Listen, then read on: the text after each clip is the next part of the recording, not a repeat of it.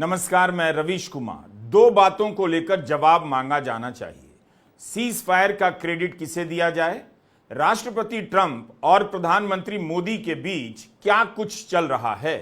राष्ट्रपति ट्रंप ने सबसे पहले 10 मई को ट्वीट कर क्रेडिट लिया, फिर 12 मई को व्हाइट हाउस में बयान दिया कि उन्होंने डील कराई, फिर 13 मई को सऊदी अरब में कहा उन्होंने दोनों देशों के बीच डील कराई, और फिर 14 मई को एक और बयान आ गया कि भारत और पाकिस्तान के बीच लड़ाई रुकवाने में उन्होंने शानदार काम किया है। एयरफोर्स वन में उन्होंने यह इंटरव्यू दिया है फॉक्स न्यूज को, जिसमें ट्रंप कह रहे हैं कि उन्होंने इस मामले में शानदार काम किया, यानी ट्रंप एक बार फिर से क्रेडिट ले रहे हैं। ऐसा प्रतीत होता है कि भारत पाकिस्तान के बीच लड़ाई तो रुक गई है, लेकिन अमेरिका और भारत के बीच क्रेडिट की जंग शुरू हो गई है। वो खत्म होने का नाम नहीं ले रही। इस जंग में क्रेडिट लेने के गोले केवल अमेरिका की तरफ से दागे जा रहे हैं और जवाब में भारत की तरफ से कोई गोली नहीं चलाई जा रही। गोला गोली या गोली गोला का मामला काफी उलझ सा गया है। प्रधानमंत्री मोदी कह रहे हैं पाकिस्तान को धूल चटा दी, राष्ट्रपति ट्रंप कह रहे हैं व्यापार रोकने की धमकी देकर डील करा दी। तिरंगा यात्रा पर निकले बीजेपी के समर्थक भी जानना चाहते हैं वास्तव में क्या हुआ, पाकिस्तान को धूल चटाई गई या अमेरिका ने दोनों देशों को धमकी देकर डील करा दी? अगर ट्रंप ने डील कराई है तो पीएम मोदी ने फोन कर उन्हें धन्यवाद क्यों नहीं किया? अगर प्रधानमंत्री मोदी ने डील कराई है तो राष्ट्रपति ट्रंप ने उन्हें फोन कर धन्यवाद क्यों नहीं कहा? दोनों क्रेडिट लिए जा रहे हैं, यह कैसे हो सकता है? भारत की जनता को बताया जा रहा है कि पाकिस्तान के डीजीएमओ की तरफ से फोन आया, उधर अमेरिका कह रहा है हमारे उपराष्ट्रपति, रक्षा सचिव ने दोनों देशों को फोन किया, बहुत मेहनत की, व्यापार की धमकी दी, तब जाकर लड़ाई रुक गई। सर, नीरज हूँ न्यूज 18 इंडिया से। आपने कहा कि कई अमेरिकी नेताओं के बाद मिलिट्री जो कार्रवाई चल रही थी भारत की, उस दौरान बातचीत हुई। प्रधानमंत्री नरेंद्र मोदी से किस अमेरिकी नेता की बातचीत हुई? क्योंकि मीडिया रिपोर्ट में आया है कि अमेरिकी उपराष्ट्रपति जेडी वांस ने उनसे बातचीत भी किया और यह भी अनुरोध किया था कि वो अपनी मिलिट्री कार्रवाई को थोड़ा कम करें, डीएस्केलेट करें। प्रधानमंत्री की बात अमेरिका के उपराष्ट्रपति जेडी वांस से हुई थी और उस दरमियान जो बातचीत हुई थी दोनों नेताओं के बीच में, उससे आपको अवगत भी कराया गया है। भारत इतना ही स्वीकार कर रहा है, इनका फोन आया था, उनका भी फोन आया था, लेकिन अमेरिका कुछ और कह रहा है कि उसने व्यापार रोकने की धमकी देकर लड़ाई रुकवाई। राष्ट्रपति ट्रंप कह रहे हैं I did a good job. तो प्रधानमंत्री मोदी का इस मामले में जॉब क्या था? गुड था या बैड था? क्या उन्होंने गुड जॉब नहीं किया? इसी पर आज के वीडियो में हमारा सवाल है कि क्या प्रधानमंत्री मोदी और राष्ट्रपति ट्रंप के बीच अब वैसी दोस्ती नहीं रही जब दोनों एक दूसरे को फ्रेंड कहा करते थे? क्या दोनों के बीच कुछ ऐसा चल रहा है जिसका अंदाजा तो हो रहा है, लेकिन उसे कहने के लिए शब्द नहीं मिल रहे? कहने के लिए शब्द भी हैं, लेकिन कहने की हिम्मत किसी को नहीं हो रही। बॉडी लैंग्वेज देखकर विदेश नीति पर फर्रा लिखने वाले भी चुप हैं। उन्हें समझ नहीं आ रहा कि राष्ट्रपति ट्रंप ने भारत और पाकिस्तान के प्रधानमंत्रियों को करीब आने और डिनर पर ले जाने की बात कैसे कह दी। इस बात की बॉडी लैंग्वेज का विश्लेषण कहां है? क्या ट्रंप किसी तरह से प्रधानमंत्री मोदी पर तंज कर रहे हैं, ताने मार रहे हैं? अगर ट्रंप वाकई दोनों को डिनर पर बुला लेंगे तो क्या होगा? लोग बालकनी में थाली लेकर निकल आएंगे और कढ़ाई नीचे पटक देंगे।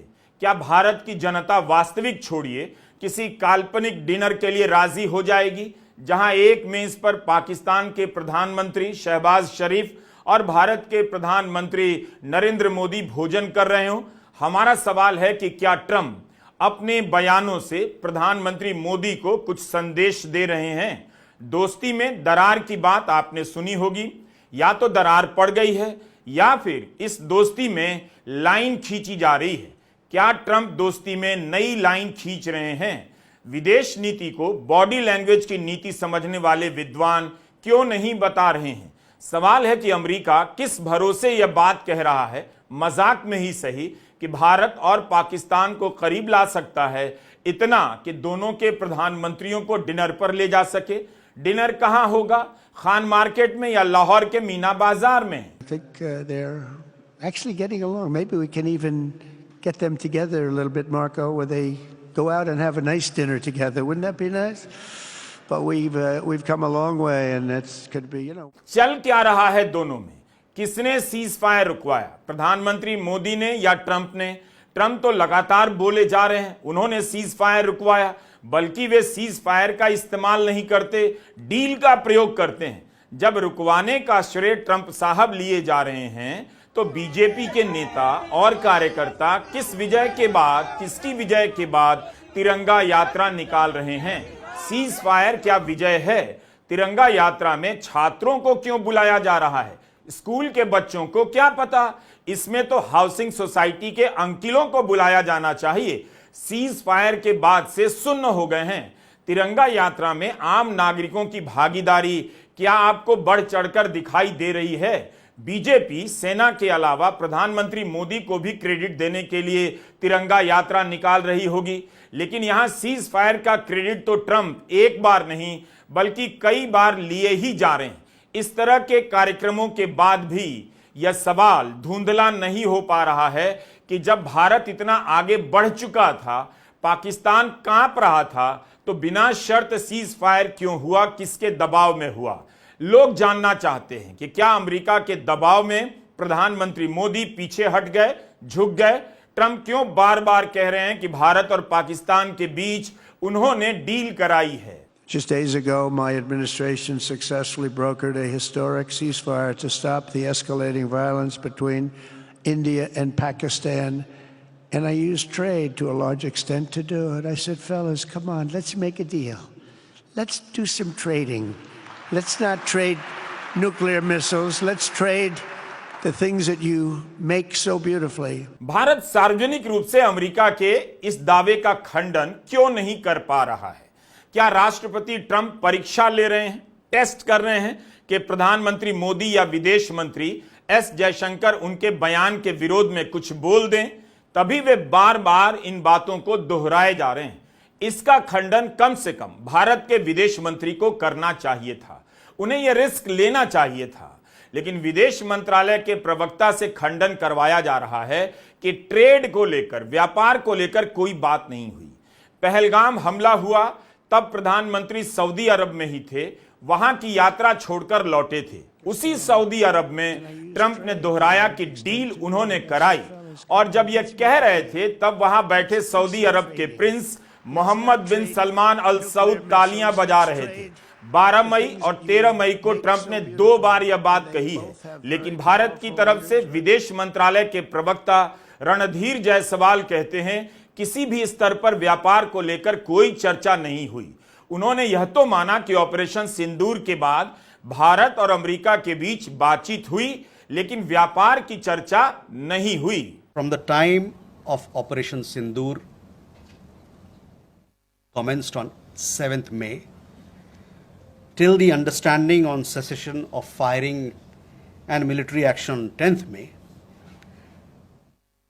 there were conversations between Indian and US leaders on the evolving military situation.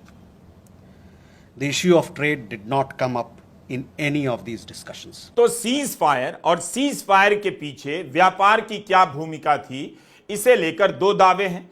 एक दावा खुद राष्ट्रपति ट्रंप कर रहे हैं, एक बार नहीं कई बार कर रहे हैं, लेकिन भारत की तरफ से पहला खंडन, आधिकारिक खंडन विदेश मंत्रालय के प्रवक्ता करते हैं कि ट्रेड डील का कोई रोल नहीं था। इसके पहले सूत्र कर रहे थे, सूत्र के बाद विदेश मंत्रालय के प्रवक्ता। देश जानना चाहता है कि क्या विदेश मंत्री भी इसकी निंदा करेंगे या खंडन करेंगे।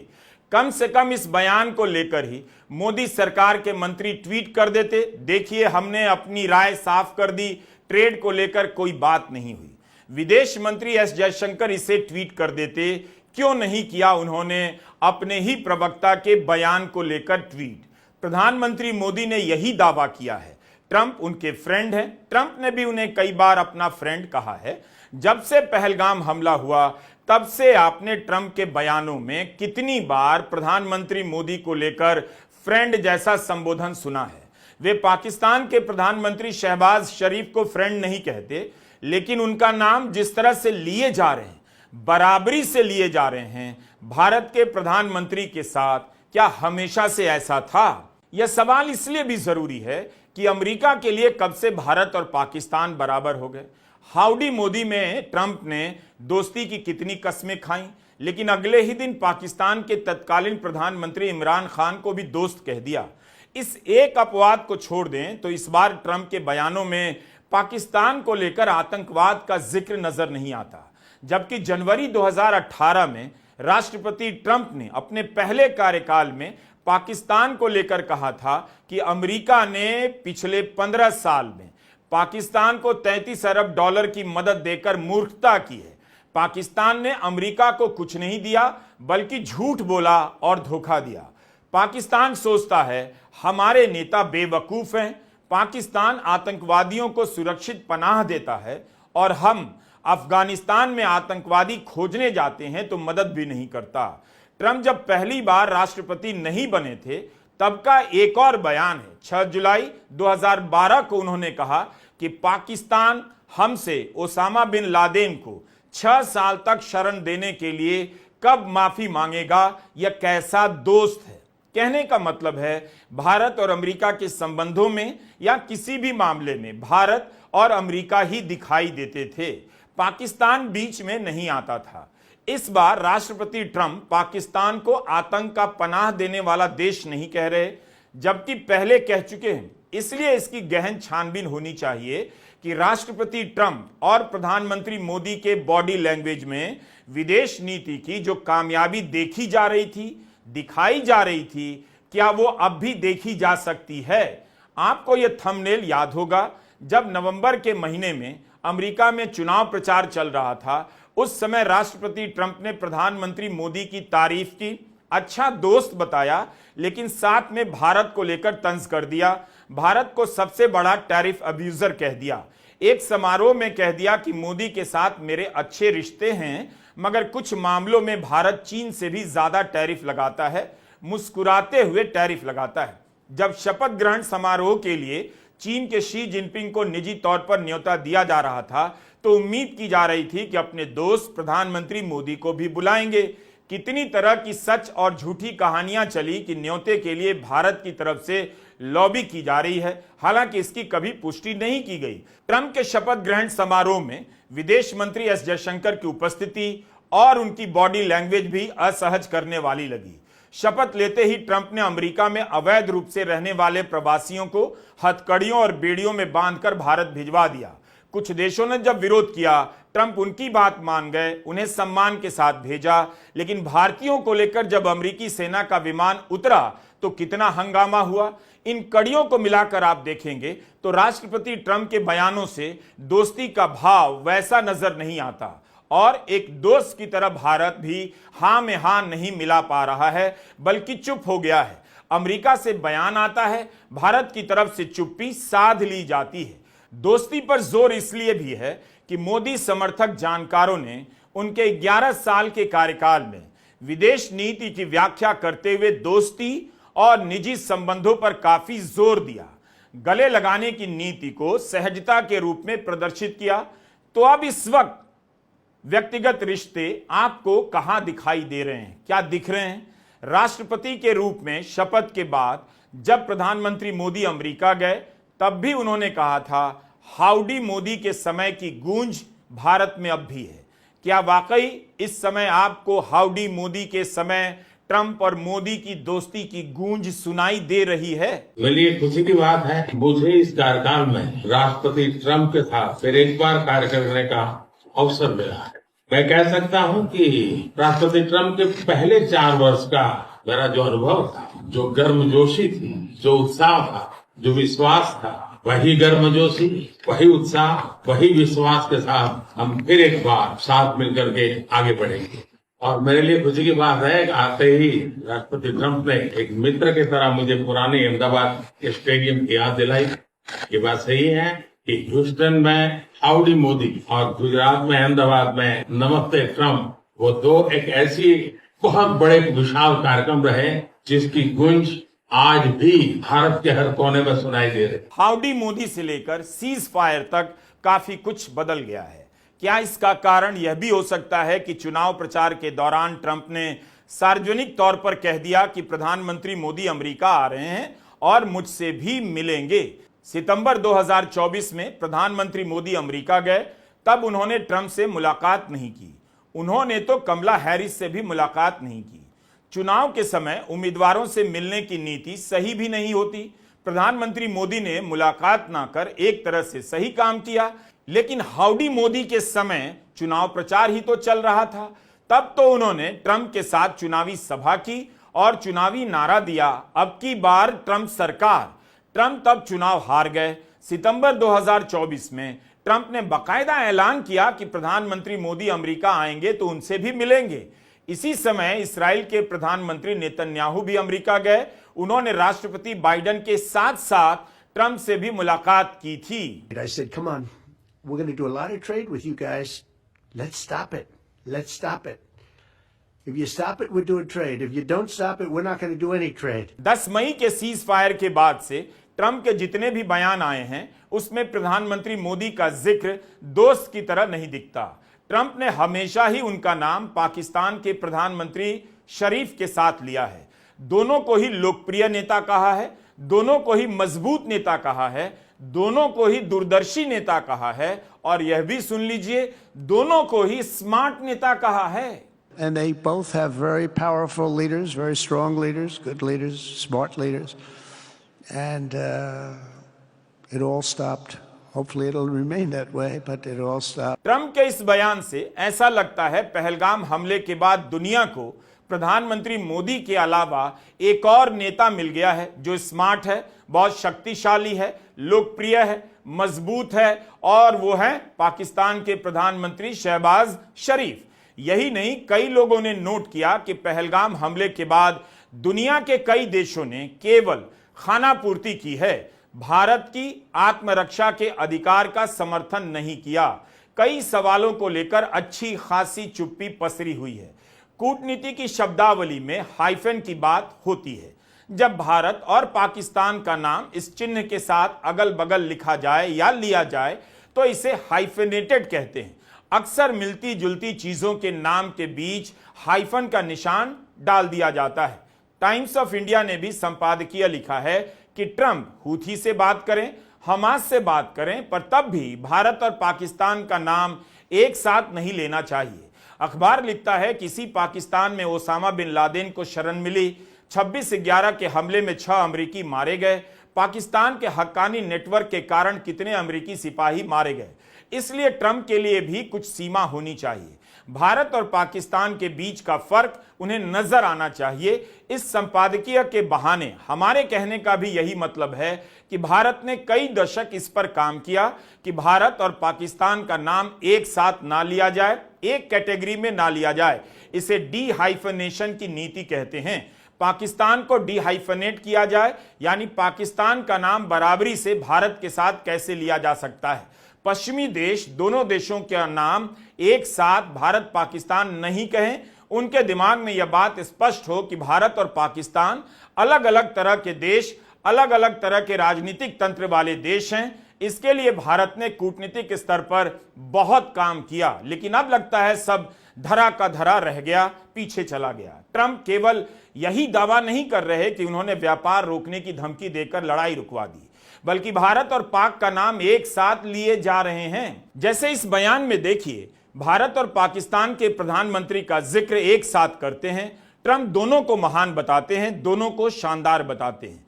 एक बार भी आतंक का नाम पाकिस्तान के साथ नहीं जोड़ते। क्या यह भारत की कामयाबी कही जा सकती है? प्रधानमंत्री मोदी ने न्यू नॉर्मल की बात की।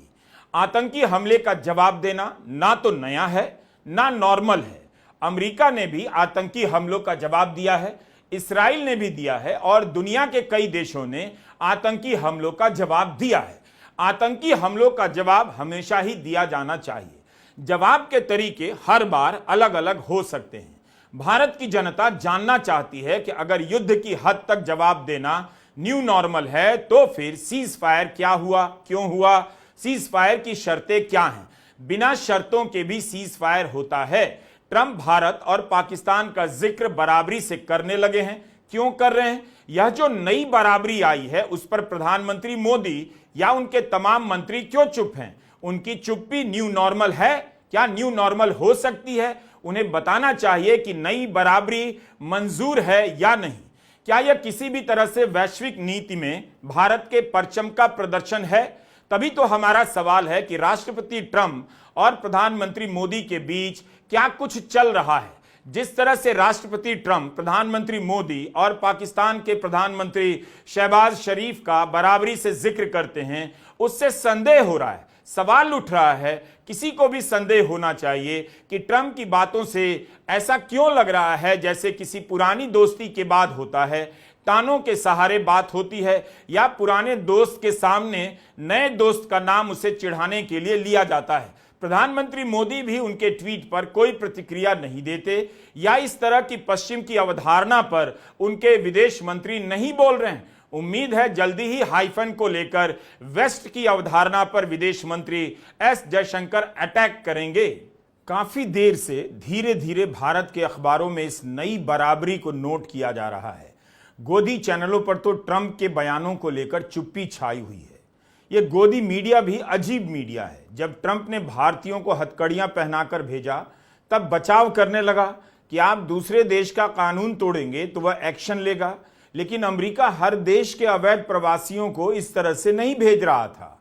अब गोदी मीडिया क्या कहेगा? क्या गोदी मीडिया को भारत और पाकिस्तान के बीच यह नई बराबरी मंजूर है? क्या अब वे राष्ट्रपति ट्रंप की आलोचना का साहस कर पाएंगे? खासकर अंग्रेजी वाले एंकर। कांग्रेस सांसद शशि थरूर आलोचना कर रहे हैं, लेकिन बीजेपी चुप है। विदेश मंत्री एस जयशंकर चुप हैं। क्या शशि थरूर मोदी सरकार के अनौपचारिक विदेश मंत्री बन गए हैं? यह भी कहा जा रहा है। अगर शशि थरूर आलोचना कर सकते हैं तो विदेश मंत्री एस जयशंकर क्यों नहीं कर सकते हैं? थरूर को पूछना चाहिए कि बीजेपी क्यों नहीं बोल रही है। अपनी तरफ से थरूर आलोचना तो कर रहे हैं। अगर सामान्य दिन होता तो विदेश मंत्री या बीजेपी ही थरूर के बयानों पर आक्रामक हमला कर देती। दुनिया भर के अखबारों में इन दावों को लेकर रिपोर्ट छप रही है कि डील कैसे हुई, सीज फायर कैसे हुआ, अमेरिका की तरफ से किसका फोन गया, किसने किससे क्या कहा। यह कहानी भी कम दिलचस्प नहीं। 9 मई को उपराष्ट्रपति जेडी वैंस कह रहे थे, भारत और पाकिस्तान के बीच क्या हो रहा है हमारा बिजनेस नहीं। अगले दिन 10 मई को ट्रंप ट्वीट करते हैं, दोनों देश युद्ध विराम के लिए मान गए। ये कैसे हो गया? इसे लेकर कई तरह की थ्योरी चल रही है। CNN, Washington post, New York times, Bloomberg, BBC और रॉयटर्स की रिपोर्ट पढ़नी चाहिए, तब जाकर एक कड़ी सी बनती दिखेगी कि भारत ने अगर बढ़त बना ली थी तो अचानक से किसके दबाव में सीज फायर हुआ। CNN ने लिखा है कि 10 मई की सुबह अमेरिका को बेहद चिंताजनक खुफिया जानकारी मिली, जिसके बाद हस्तक्षेप का निर्णय लिया गया। CNN ने यह नहीं बताया कि जानकारी क्या थी, मगर BBC और न्यूयॉर्क टाइम्स ने इशारा किया है कि पाकिस्तान द्वारा परमाणु समिति की बैठक ही इसका कारण थी। ट्रंप का बार बार कहना कि लाखों लोग मारे जा सकते थे, यह भी परमाणु हमले की तरफ इशारा माना जा रहा था। तो क्या भारत और पाकिस्तान परमाणु हमले के करीब आ गए थे? अगर पाकिस्तान की तरफ से ऐसा कुछ किया जा रहा था, तब ट्रंप पाकिस्तान का नाम भारत के साथ बराबरी से कैसे ले सकते? कम से कम पाकिस्तान की आलोचना करनी चाहिए। प्रधानमंत्री मोदी का एक बयान है, न्यूक्लियर ब्लैकमेलिंग स्वीकार नहीं करेंगे। तो इस संदर्भ में इसका क्या मतलब हो जाता है? CNN के अनुसार इस घटना के बाद उपराष्ट्रपति वैंस ने प्रधानमंत्री मोदी को फोन किया और कहा कि वे पाकिस्तान से बात करें। इस पर भारत ने क्या जवाब दिया यह कहीं नहीं लिखा मिला, मगर भारत सरकार का पक्ष यह है कि पहला फोन पाकिस्तान की ओर से आया। विश्लेषकों का बयान छपा है कि अमेरिका के अलावा ब्रिटेन और सऊदी अरब भी बातचीत में शामिल थे। पाकिस्तान के विदेश मंत्री ने तो यहां तक कह दिया कि 36 देशों ने बातचीत कराने में मदद की। प्रधानमंत्री मोदी ने अपने संबोधन में कहा था, पाकिस्तान दुनिया भर में तनाव कम करने की गुहार लगा रहा था। अभी भी यह रहस्य उलझा हुआ है कि 10 मई को सीज फायर किसकी वजह से हुआ।